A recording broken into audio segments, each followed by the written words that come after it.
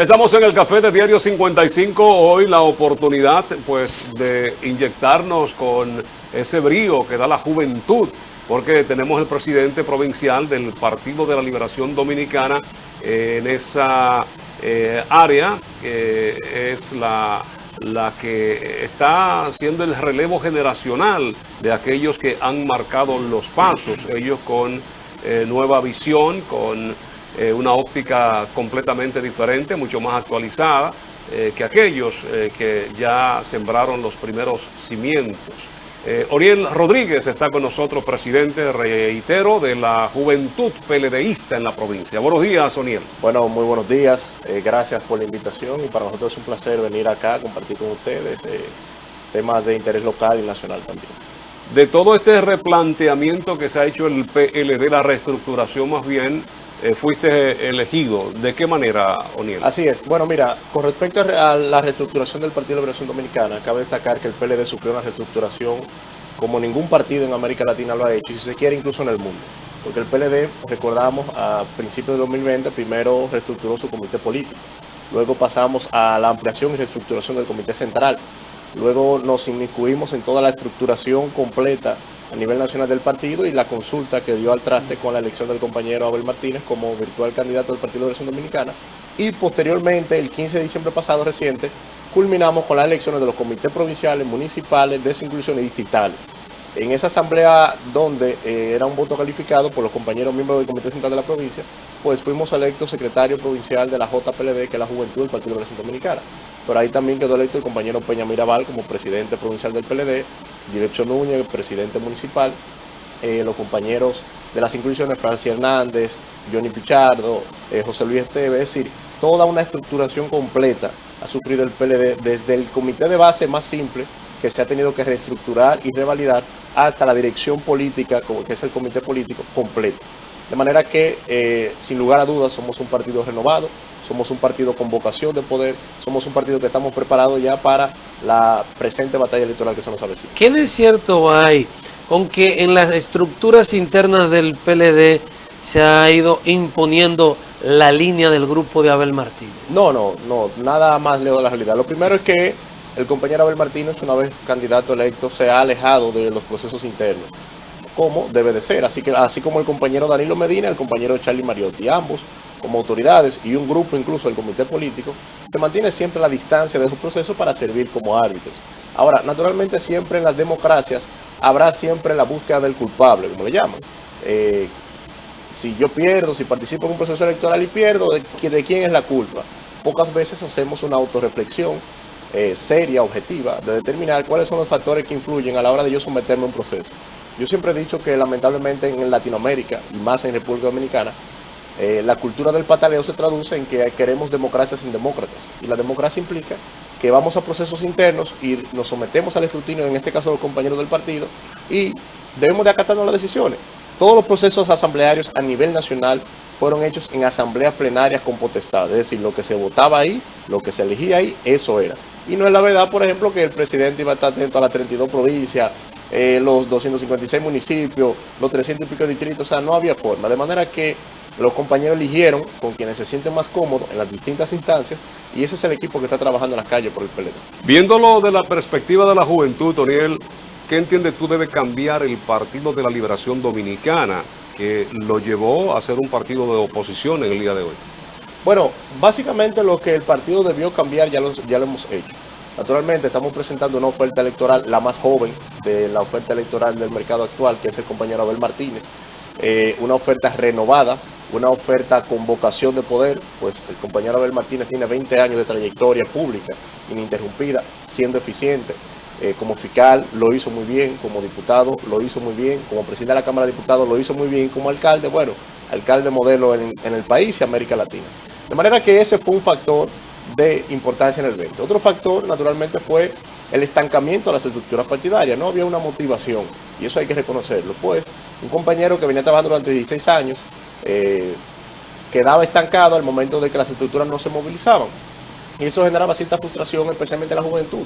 Muchas generaciones quedaron estancadas porque no había un paso dentro del partido. Ya eso, con lo que le acabo de mencionar, naturalmente que hemos pasado esa etapa. Y entonces el PLD con un partido renovado, con una oferta electoral fuerte y la unificación histórica que siempre ha mantenido el Partido de Liberación Dominicana, unificación de criterios bajo el centralismo democrático, nos lleva a nosotros a haber ya presentado, ¿no?, un partido que está enmarcado para presentarse en el 2024. Ahora bien, eso no se detiene ahí. El compañero Abel Martínez, por ejemplo, en su recorrido ha implementado el programa Abel Te Escucha. ¿Qué es Abel Te Escucha? Bueno, es una propuesta de sentarse con los sectores sociales, con los sectores productivos, con la mujer, con los jóvenes, a escuchar sus necesidades, a escuchar sus problemas. Eso nos va a permitir a nosotros no solamente presentar una oferta de programa de gobierno adecuada a la realidad, que es uno de los errores que históricamente comete el político de Latinoamérica, que se enfrasca en hablar y escucha poco. Eso pasa entonces que cuando presenta su oferta está distorsionada de la realidad. Pues el compañero Abel, con su vasta experiencia electoral, y con ese comité político, que hay una mezcla ahora entre una gran juventud preparada, como un Juan Ariel Jiménez, Johnny Pujol, un José Dantes, pero también que converge con una experiencia, como un Francisco Javier, por ejemplo, que ha sido, si se quiere, el jefe de campaña más exitoso que tiene la República Dominicana y que actualmente está dirigiendo la campaña, pues esa combinación se está poniendo al servicio de la gente, escuchando a la gente, hablando con la gente, para cuando el compañero Abel presente una oferta electoral, sea una oferta electoral adecuada a la realidad, adecuada a lo que el pueblo necesita, a lo que el pueblo quiere. ¿Quiere decir que no tiene una oferta electoral? Sí la tiene, claro que sí. Ahora bien, un programa de gobierno se hace con la gente, porque el gobierno es de la gente y para la gente.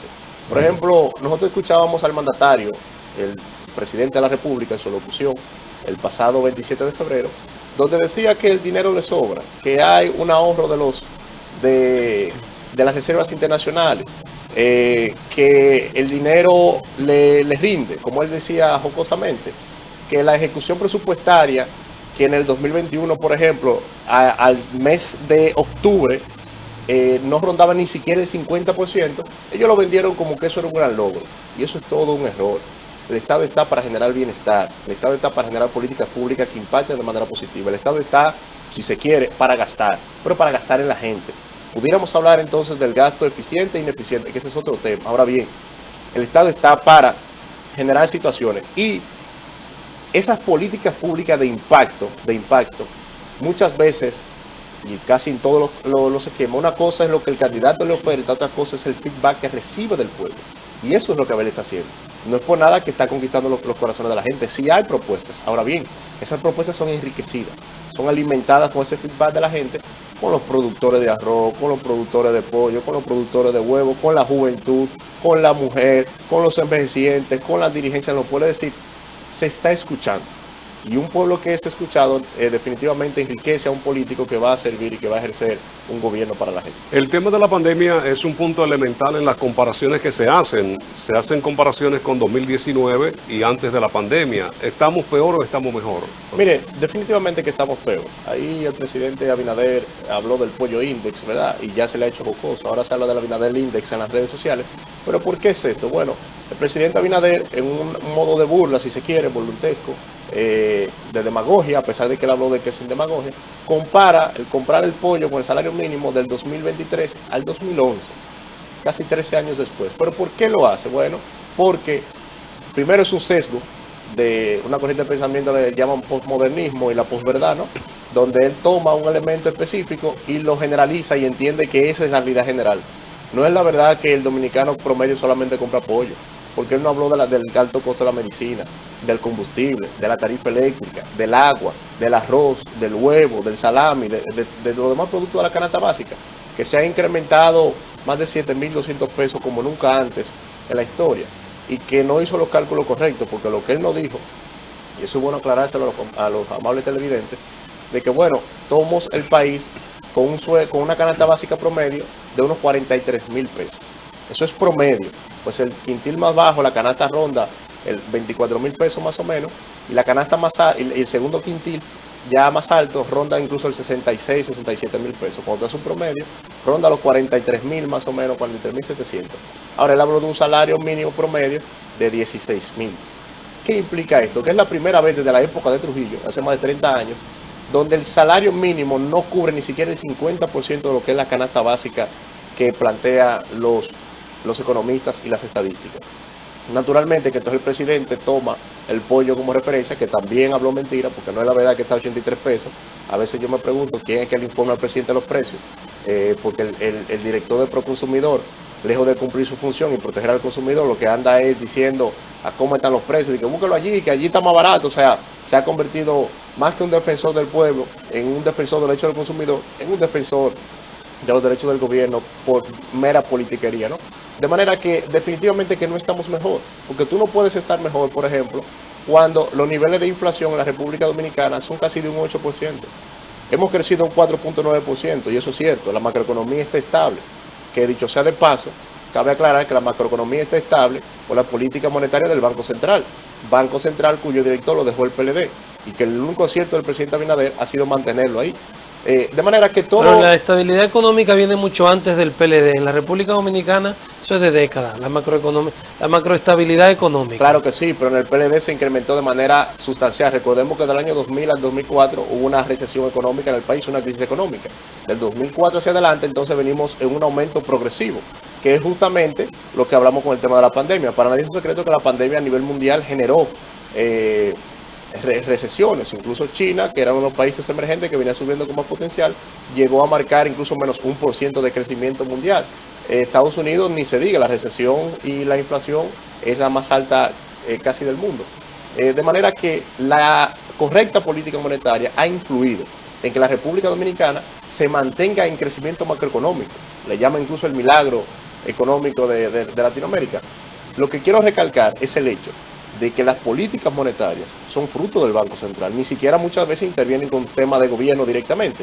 Y esa es una decisión aceptada, la de haber mantenido a Valdés Albizu, que dicho sea de paso, recordarán ustedes que durante su campaña todos los funcionarios actuales del PRM decían que las estadísticas eran mentiras, y que nosotros mentíamos y que maquillábamos las estadísticas. Hoy Abinader la exhibe como logros de gobierno, pero la realidad es que lo que ha habido, y eso siempre estará en el debate de las democracias, especialmente democracias en construcción como la nuestra, una gran concentración de riquezas que muchas veces no se traduce en la mayoría de los casos en una redistribución adecuada de las riquezas, que es el trabajo entonces del político, del Estado, de generar riquezas por una parte, pero percatarse a través de políticas públicas de que esa concentración de riqueza no se quede en unos pocos, sino que llegue a la gente.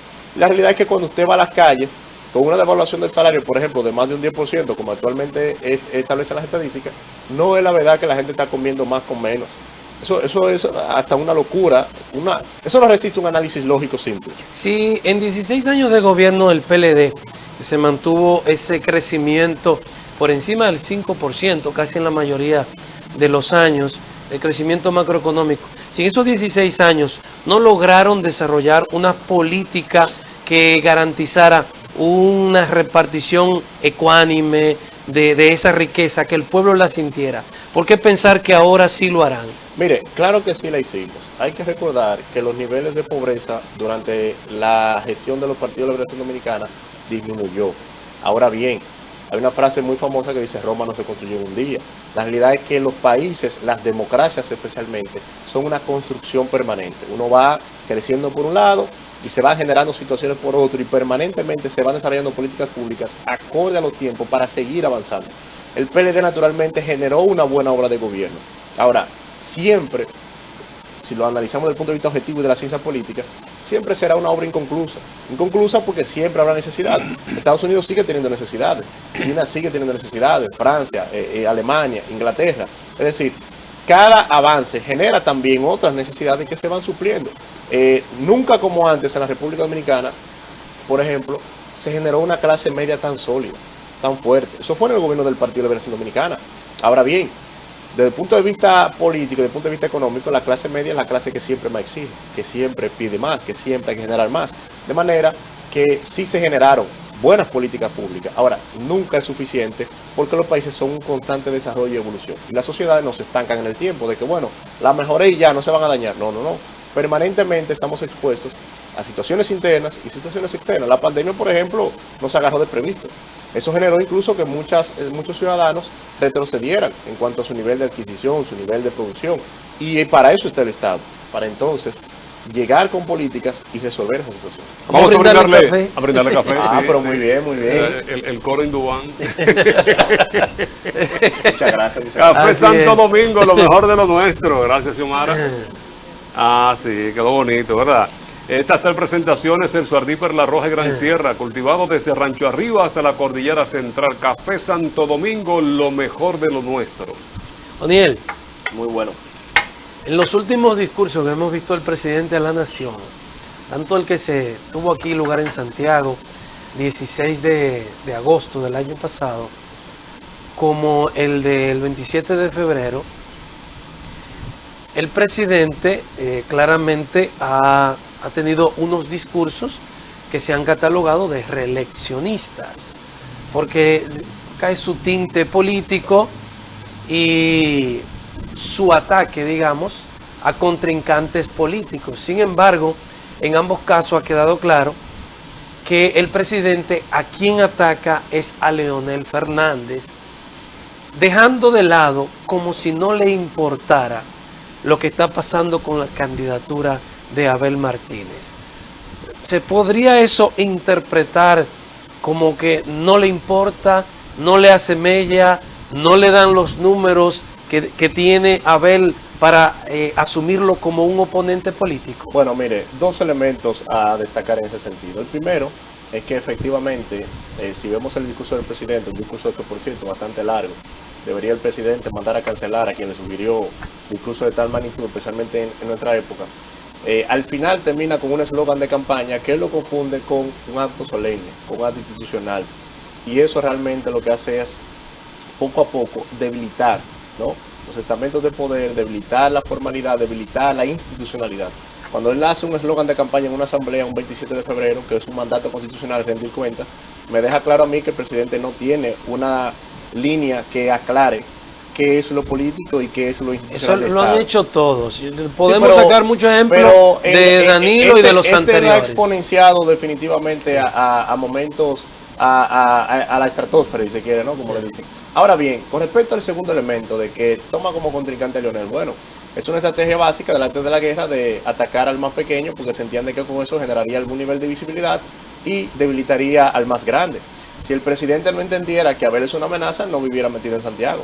El presidente semanal está en Santiago, incluso habilitó una casa presidencial en Santiago, que no está mal, bien por los santiagueros que podremos tener al presidente de la República de manera permanente en Santiago. Ahora bien, la realidad es que ni así los números le dan en Santiago, y así mismo pasa en toda la región norte. Si Leonel fuera su real contrincante, Leonel vive en Santo Domingo, pues participara más en Santo Domingo. Ahora bien, eso ni siquiera se ha traducido en grandes políticas públicas para Santiago. Por ejemplo, en el discurso del 27 de febrero, el presidente, si ustedes buscan las 97 páginas del discurso del presidente Abinader, las obras ejecutadas, que es el mandato constitucional que tú has hecho durante este año, en materia de infraestructura, solo 9 obras han sido inauguradas de manera oficial. Está en la rendición de cuentas del presidente. De las 9 obras, 9 fueron dejadas por los gobiernos del Partido de Liberación Dominicana.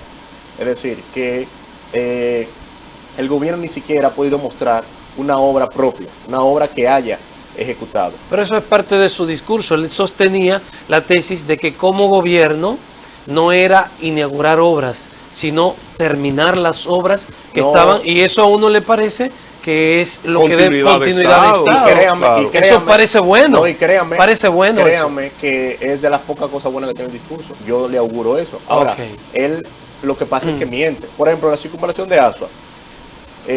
Su ministro de Obras Públicas hace un año había dicho que la habíamos dejado en un 65%. Luego, cuando él le va a inaugurar, dice que no, que la recibió en un 30%. La realidad es que se la dejamos en un 85%. Pero cuando tú vas a la circunvalación de Asua, por ejemplo, donde está el peaje, es una carpa que está puesta ahí. O sea, ni siquiera se hizo una infraestructura para eso. La carretera de Alámbar, por ejemplo, que nosotros la dejamos en planificación, tiene los 3 discursos prometiendo que la va a realizar y todavía no empieza la realización. La carretera, por ejemplo, acá de la autopista Duarte, desde que inició el gobierno está en una reconstrucción permanente y todavía no se termina de determinar qué es lo que va a hacer. Creo que solamente 2 obras, y que también la dejamos en planificación, que fue la cañada de Gurabo y el teleférico. Recuérdense que en la campaña del 2020 ya el PLD la ofertaba como como obra para este periodo de gobierno. De manera que no criticamos que le dé continuidad. Enhorabuena por la continuidad. Ahora bien, que sea sincero y diga la realidad, porque los datos están ahí, o sea, no nos lo inventamos nosotros, lo da el propio Banco Central, lo da Hacienda, lo da sus instituciones, y lo que nosotros criticamos es el hecho de que Luis Abinader no dice la realidad, y naturalmente que el candidato a vencer es el del Partido de Liberación Dominicana. Ahora bien, lo que ellos quieren reflejar es otra cosa. ¿Por qué? Por una estrategia política. Tú no enfrentas a quien tú sabes que puede ser tu contendor y fortaleces a quien tú sabes que no podrá ser tu contendor por realidades estructurales, políticas, circunstanciales, etcétera. Entonces, esa es simplemente una estrategia de juego. Pero hay una realidad que no se puede ocultar, O'Neill, y es las inversiones que está haciendo el gobierno. Por ejemplo, en Santiago siempre se reclamó de que el aporte era de un 13 a un 18% del Producto Interno Bruto. El PLD quizá invertía un 2% en Santiago. Hoy tenemos un porcentaje mucho más elevado. Mire, eso es muy positivo para Santiago. Ahora, ¿cuál es la realidad general? La realidad general es que este es el gobierno que menos inversión pública ha realizado. Menos de un 2.5% del Producto Interno Bruto es la inversión a nivel general del actual gobierno en la ejecución presupuestaria. Eso te indica a ti que el gobierno ni siquiera cumple con lo presupuestado. Presenta un presupuesto al Congreso Nacional, por un lado, lleva ya más de 28 mil millones de dólares en préstamos, que los vende, que son para obras, que son para esto, que son para lo otro, y al final no se realizan. Ojalá, y las obras de Santiago realmente sean realizadas, sean inauguradas, porque al final lo que buscamos como políticos es el impacto social, es el beneficio del pueblo, es que la realidad se dé. Ahora, lo que no queremos es ver que solamente se queden en anuncio, y al final no se terminen de ejecutar, que se haga. Bueno, vámonos a publicidad, ya regresamos. O'Neill Rodríguez está con nosotros, es el presidente provincial de la Juventud del Partido de la Liberación Dominicana. Ya regresamos.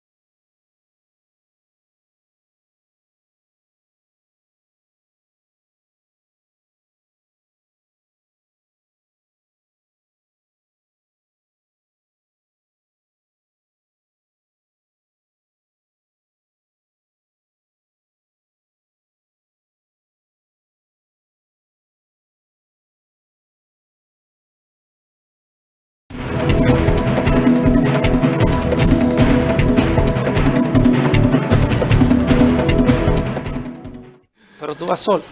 Continuamos con Oniel Rodríguez, presidente de la Juventud PLDista en la provincia de Santiago. Este es el café de Diario 55. Oniel, estamos promoviendo la candidatura presidencial, pero en febrero tendremos elecciones municipales, que yo creo que estas serán base y sustento importante con miras a lo que podría ser ya la congresual y presidencial. Así es. ¿Qué tenemos? ¿Qué tiene el PLD como propuesta? Ya el PLD está armando su carpintería. Hay varios compañeros naturalmente que han manifestado aspiraciones a la alcaldía. En el caso de Santiago, sin lugar a dudas, retenemos al Ayuntamiento de Santiago por la excelente obra del compañero Abel Martínez, quien ha hecho una labor que los santiagueros se sienten orgullosos de ella. Naturalmente que cual que sea el candidato electo del Partido de Liberación Dominicana y que virtualmente salga alcalde de la provincia, del municipio, tiene una gran tarea. Yo creo que los santiagueros ya estamos acostumbrados al orden, a la limpieza, a la organización, y eso es muy bueno. O sea, este fin de semana saltó a los medios una crítica a lo interno, una denuncia, más que una crítica, una denuncia a lo interno. Uno de los candidatos a la alcaldía, el exdirector de Corazán, miembro del Comité Central, Silvio Durán, ha empleado palabras muy fuertes. Ha dicho que hay zares del máximo órgano de dirección del partido, del comité político del PLD, que están imponiendo sus candidatos. Y de manera clara, directa, ha hecho referencia a Monchi Fadul. Dice que está llevando a su hijo agarrado de la mano a donde los principales dirigentes para indicarle que debe ser el candidato a la alcaldía. Y habla de zares y de herencia, porque entonces la diputación, que quedaría vacante por la salida de Víctor Fadul, entonces la estaría heredando su hija, la hija de Monchi. Eso ha despertado todo un revuelo y no hemos escuchado ninguna declaración, ninguna aclaración a esta acusación por parte ni del provincial ni del municipal. Mire, la realidad es que primero el compañero Silvio Durán es un compañero valioso, un gran compañero, trabajador incansable, a quien le mando un saludo. La realidad es que eso no es posible. No es posible por lo siguiente, y eso es bueno que uno a veces lo aclare, porque siempre está el fantasma o de la imposición, o de que me quitaron, o de que bajaron línea. Y bueno, ya lo decía al principio, queremos democracia sin demócratas. Las imposiciones no son viables porque ¿qué razón tiene un compañero para recibir una imposición de un miembro del comité político? Antes se decía, bueno, si estábamos en el gobierno, pues naturalmente tú generas algún nivel de presión como empleador, como jefe de una institución hacia tus empleados, pero ahora no. O sea, ahora las estructuras políticas se manejan bajo la convicción. Por eso es el primer elemento. Segundo elemento, no deja de ser el compañero Monchi Fadul un activo político, porque a veces se quiere que cuando tú llegas a la cúpula política no te intrometas en nada. Entonces, ¿para qué tú eres político, al fin y al cabo? Y yo voy a poner un ejemplo. El compañero Silvio Durán realizó su lanzamiento el pasado viernes. ¿Y quiénes lo juramentaron? Compañero Víctor Suárez, miembro del comité político, y compañero Francisco Domínguez Brito, miembro del comité político. O sea que no es cierto que haya un hecho de que haya una imposición, no, al contrario. Los compañeros están corriendo por la nominación. Pero mire, nos sirve el ejemplo, porque precisamente él dice que el caso de Víctor Suárez, que sale, que ya da un pasito para atrás, retrocede y resiste de ir por la candidatura senatorial, es por la misma razón. No, eso es falso. Yo conversé con el compañero Víctor Suárez y la realidad es que Víctor Suárez ha sido electo secretario de Relaciones Internacionales del Partido de Liberación Dominicana. En ese sentido, el PLD le solicitó al compañero Víctor Suárez que se concentrara y que asumiera la dirección de campaña en el exterior. Porque el exterior, recuérdense, están habilitados casi 2 millones de votantes.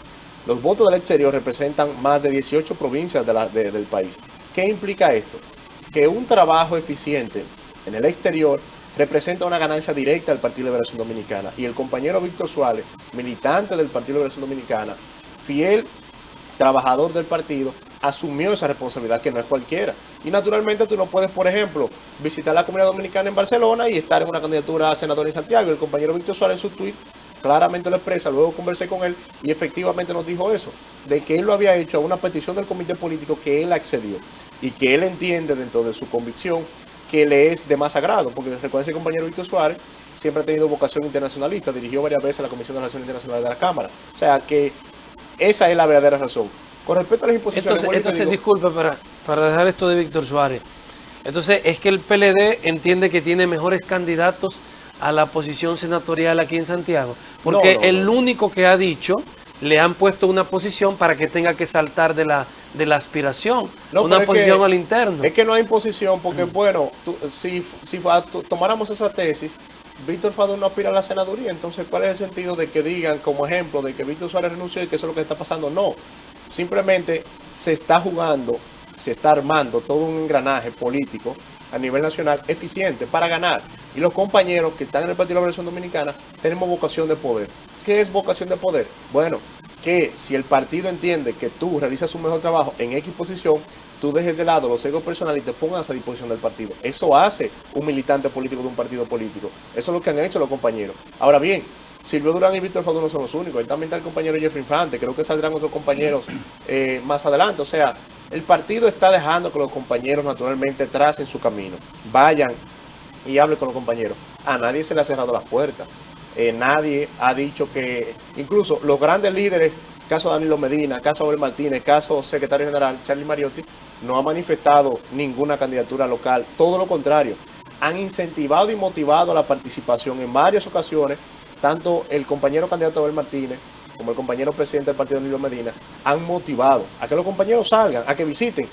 Ahora bien, cuando tú sales y te expones al escrutinio, primero del partido y luego de la sociedad, tú tienes que esperar dos cosas, que es lo que se presenta en una contienda política: o ganas o pierdes. No hay otra salida, no hay un punto medio en ese sentido. Y simplemente se está trabajando en eso. Vuelvo y digo, el compañero Silvio Durán estuvo en su lanzamiento con 2 miembros del comité político, 2 líderes del partido. Y no son parte de esta, O'Neill, parte de las justificaciones que han tenido otros que ya han renunciado del Partido de la Liberación Dominicana, que buscan como pretexto el tema que ha denunciado Silvio Durán, entre otros. Mire, cada compañero que se va por sus situaciones muy particulares. ¿Cuál es la realidad? La realidad es que la mayoría toman como excusa elementos que se pueden demostrar fácilmente. La realidad es que se van por aprestos económicos y por relación y por vivir todavía o por no asimilar que al Estado se va a servir, que en algún momento te toca salir. El Estado no es una herencia, no es una casa privada, no es una empresa. Usted entra un día, aunque dure 20, 30, 40 años, algún día le tocará salir. Y lamentablemente hay compañeros que no entienden esa dinámica y por eso han renunciado al Partido de la Liberación Dominicana. Pero no es cierto. Mire, yo debo dar fe y testimonio, y ahí está el ejemplo de cientos de jóvenes a nivel nacional, de que el Partido de la Liberación Dominicana es el partido de las oportunidades, de que se ha aperturado todos procesos democráticos de participación en lo que usted se somete, en lo que usted participa. Porque ¿qué es, digamos, limitar la práctica política?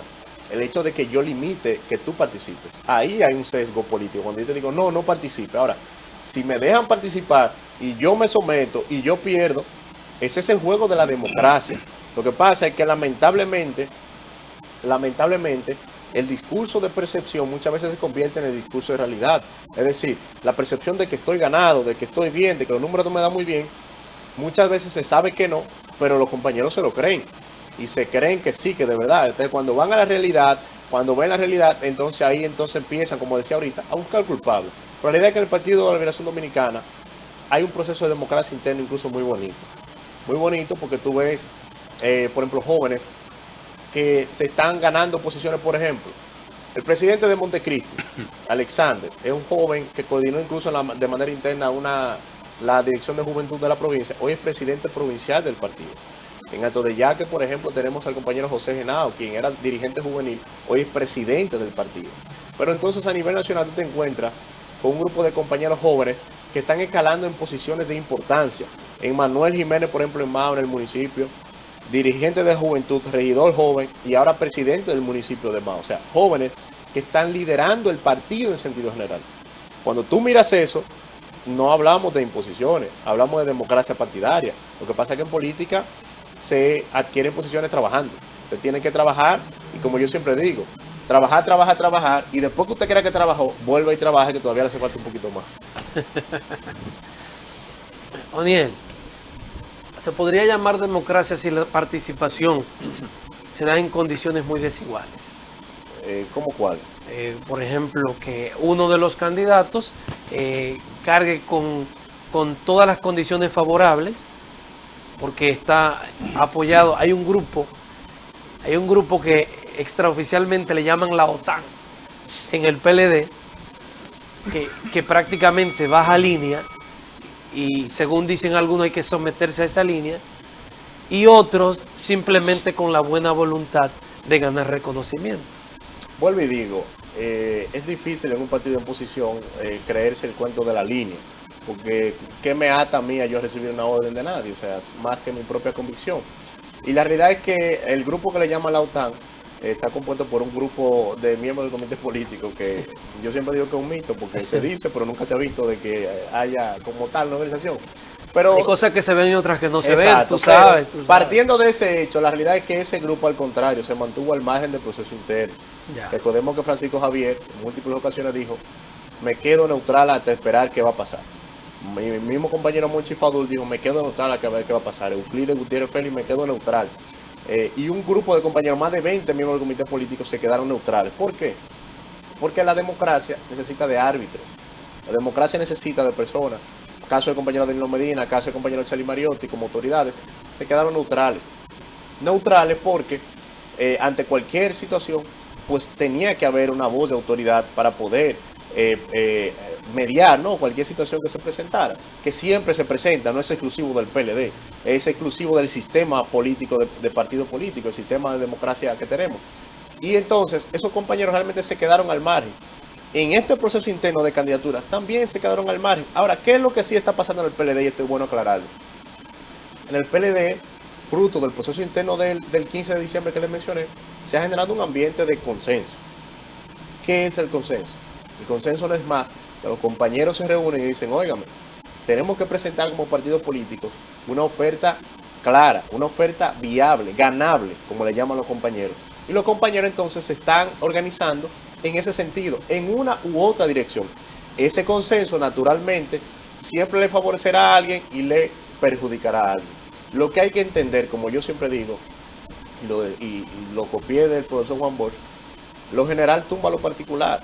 Si por el bien del partido, y esto es un mensaje que le mando a los compañeros, en mi caso no tengo ninguna aspiración electoral para este proceso. Ahora bien, si me tocase, si yo fuera el candidato a tal o X posición, y yo entiendo que otro compañero, por motivación de la mayoría del partido, es quien presenta las mejores credenciales para presentar una oferta electoral ganable, lo más lógico que yo, como militante político de un partido político que lo decidí voluntariamente, me someta a esa realidad y yo mismo haga un proceso de introspección psicológica y diga: bueno, con el compañero Juan Pérez, por ejemplo, vamos mejor, vamos más cómodos, los compañeros lo asumen mejor, la sociedad lo asume mejor, pues déjame yo retirarme y sumarme a ese compañero. Ahora, también tengo de reconocer que eso es un acto muy noble y que deberíamos de aspirar a eso, a que seamos realistas y digamos qué compañero tiene mejores condiciones y por qué. Porque mire, en la ciencia política, en la estructuración de una campaña, le demuestran a usted que hay elementos subjetivos y elementos objetivos. Los elementos subjetivos son los que usted puede controlar, cómo usted diseña la campaña, cómo usted estructura su propuesta. Ahora, los elementos objetivos son los que usted no puede controlar, lo que le llamamos la circunstancia o la coyuntura, como muchas veces le da. El fulano fue fruto de una coyuntura política del momento.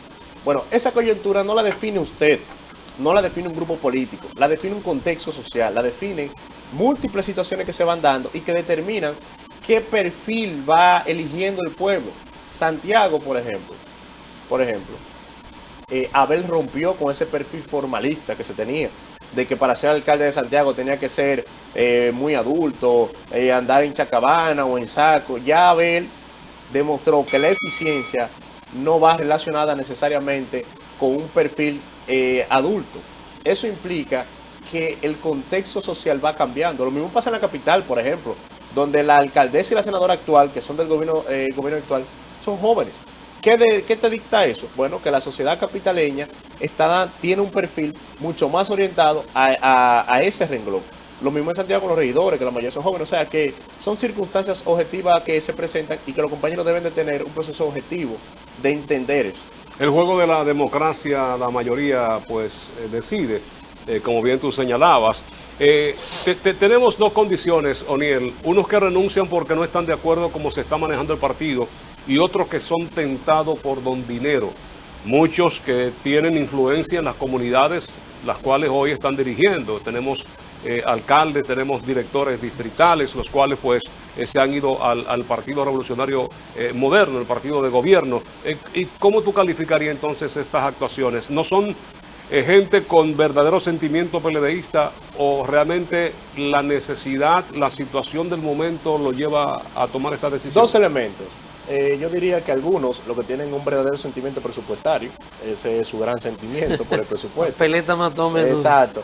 Y otros que realmente son llevados a esa condición, porque recuerden que en el caso de los alcaldes, ojo, no estoy diciendo que nadie se fue por dinero. Ahora, sí llama la atención que coincidencialmente quienes se van reciben un aumento de su asignación presupuestaria. Eso extrañísimo, ¿no? Y hay incluso un reportaje de una periodista nacional donde desvela algunos casos. Eso esperemos que el Ministerio Público Independiente pues haga su labor en ese sentido. Ahora bien, la realidad es que los ayuntamientos no tienen el presupuesto necesario para las ejecuciones de sus comunidades. Recuerden que la ley consigna un 10% y lamentablemente no llegamos ni siquiera a un 2% de distribución del presupuesto nacional a los ayuntamientos. Y eso entonces, ligado a los reclamos de los pueblos que naturalmente por su condición natural siempre quieren más, obligan muchas veces, quisiera utilizar ese término para ser conservador, a que muchos alcaldes se van tentados por esas ofertas de aumento del presupuesto nacional. Por ejemplo, el de La Terrena le aumentaron 25 millones. Le aumentaron más que lo que maneja en los 4 años de gestión gubernamental. Eso naturalmente te llama preocupación. Y tú dices, pero bueno, ¿y qué? Entonces, ¿y de dónde viene ese presupuesto? ¿Bajo qué condiciones? ¿Bajo cuáles elementos? Entonces se da eso. Ahora bien, tenga por seguro, y esto a los compañeros que nos ven y al pueblo dominicano, generar identidad política, partidaria, social, no se da de la noche a la mañana. Tú te puedes ir como funcionario. Ahora hay que recordar entonces que tú fuiste electo en una boleta de un partido político. Y los partidos políticos en la República Dominicana todavía concentran la mayor fortaleza de intención electoral. Es decir, las encuestas que se hacen, todavía los partidos políticos rondan el 40%. Para que tú tengas una idea, en el 96 se hizo una encuesta para determinar el peso de los partidos políticos en la intención del voto, rondaba el 70-75%, muy sólido en ese momento. En el 2001 se volvió a realizar otra encuesta y eso disminuyó a un 40-42%, pero sigue siendo que el 40% del electorado vota por los partidos políticos. ¿Qué implica eso? Que esos alcaldes que se fueron en esas comunidades no tienen ni siquiera el tiempo para generar una identidad partidaria, ni al partido que van, ni con los seguidores que andan detrás de ellos. Claro, como manejan un pequeño presupuesto, siempre habrá un grupo que le hace, ¿no?, el juego como se quiere, pero yo creo que le va a pasar como decían en la época de Balaguer, como le decían a Balaguer en una época, le cogemos la fundita y votamos por el otro. O sea que eso el PLD no le llama preocupación, lo que nos incentiva, créanme, cuando le digo que eso ha motivado a un grupo de jóvenes a nivel nacional, a los dirigentes del partido, a trabajar el doble. Porque si yo, como dirigente político, te llevo al ayuntamiento, todo el mundo sabe que los ayuntamientos no pueden nombrar a toda la dirigencia política, sino simplemente una parte.